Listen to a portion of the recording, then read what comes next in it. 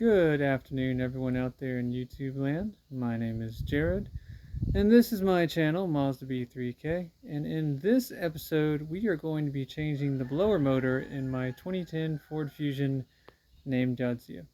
Without further ado, let's get to it. So in short, what's been going on here is for on and off for about 10 years. This blower motor has been cutting in and out.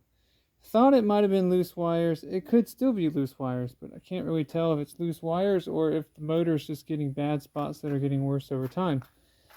So I did the right thing, and I went ahead and bought a new motor. Because it's kind of a 50-50 toss-up. I've checked the connector, it looks fine, but it could be a loose connection. It could be the motor. Anyway, this is a Murray Climate Control blower motor. It is PM9381. That is the part. This one does come with a new squirrel cage on it, so you don't have to worry about that. And that is the part. That's all we're going to need for parts for this particular video. And now we can go ahead and get to the actual removal and installation of the new part. So you can probably do this without removing the glove box, but removing the glove box makes your life a lot easier. So you're going to take this down, and I've done this before in my air filter video, but you're going to get these big kind of rubber pin things, kind of get them off to the side. It's going to do that.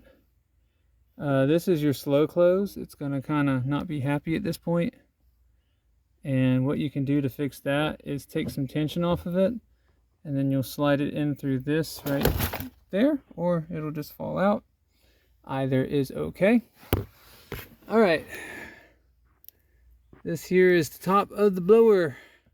By the way, if you didn't know, you want to get to your air filter, cabin air filter, it's right there. I do have a video for that, so you can go check that out.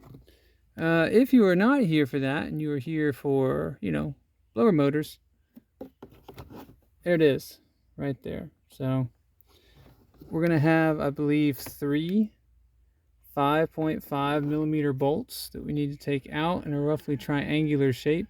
You'll need to access from the underside of the dash. So we'll get this glove box out of the way and we'll get to it. All right, I'm going to kind of point you under here. Let's see here. So let's kind of move around. That's going to be one of your bolts right there next to that connector. Come on over. You got one over there. And there should be one here in the back. Let me see if I can get it for you. There it is. There it is right there. Sorry. It's the one that's kind of front and center now. So those are all 5.5s. I recommend 1/4 drive on an extension.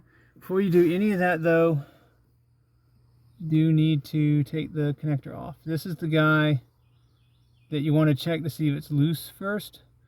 You also want to check to make sure you're getting 12 volts down here, because there's a couple different things that potentially are going to cause your failures here. And in my case, I'm making an educated guess that, sorry, this camera is horrible.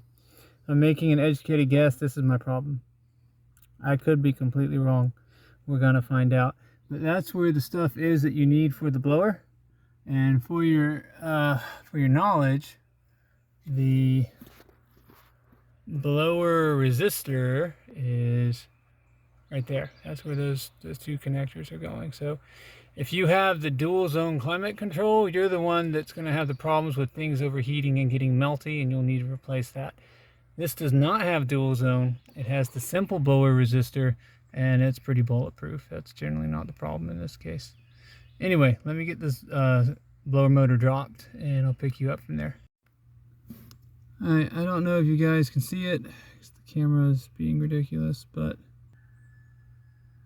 alright, this isn't a great angle, but what I'm trying to show is that this plastic is brown to one side, which means it was getting too hot. There, you can kind of see it there. So, that's making me think that the blower is dying, and I may have to do the blower resistor too, but things were getting too hot and it was probably shutting off is what was going on. So this is good. We're going to swap it out. I'll see if I can find any other signs of rut-rowness. So here's the old one, and I mean, it looks fine. When I look inside the connector there, I don't really see anything that looks too scary. So I don't know. But we'll get this out of the way, and then we'll go ahead and put the new one in. One thing to note before you go to put this in, it is keyed. See this? This is like an air intake. That lines up with a specific shape on the housing, so when you go to put this back in, it does have to go in a certain way. You can't just slap it up there.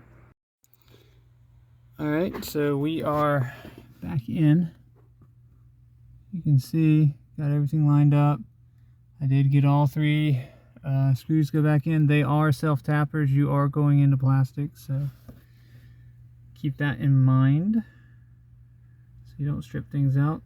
Don't forget, when you are all done, put your connector in like so. Make sure it stays put, which this stays put, but you can see it moves around a lot more than I'd like, but we shall see. So it turns out Continental is the one who made the actual blowers. That's pretty good. Cool. All right, I'm gonna give this a try and let's see if it even turns on. That'll be step one. So don't forget to put your glove box back on. Get those three legs, that's one of them there. Get them seated again. Get those big rubber studs. Get them back behind the frame or the outline of the glove box, and then there you go. One thing to note, there is, what that cylinder is back there, that is for soft open. It's supposed to be a string. It wraps around here. Has a little, I just tossed it, but there's a little metal eyelet that's supposed to, you thread the string through here and then it sits against the eyelet, and that's how it works. I accidentally popped that off, and I'm not super worried about fixing it, so I'm not going to worry about it. All it does is make it so that when this comes down, it comes down a little slower. But do be aware of that if you're not familiar with that. I broke it on the way down. Don't break it on the way down like I did. Okay, as you can hear, blower is on. It's on max right now. So you can see the resistor is doing its job. Steps it down, full power, and I think it's actually blowing a bit harder personally. That's what I think. But so far so good. I'll just have to this is the wife's car now, and let her drive it and let me know if it keeps trying to cut out. If it keeps trying to cut out, I will dig further. Otherwise, I will call this a good repair. Alrighty folks, that's gonna do it for this particular episode. I'm gonna call it a good repair. So if you learned something, if this entertained you, if this educated you, please consider like, share, subscribing. That helps to grow the channel. Also, if you got a comment, leave a comment. I like to read them, I like to reply to them, and I like to learn from them. Remember guys, I make mistakes, so you don't have to. We'll go ahead and wrap this one up, and I'll see you next episode.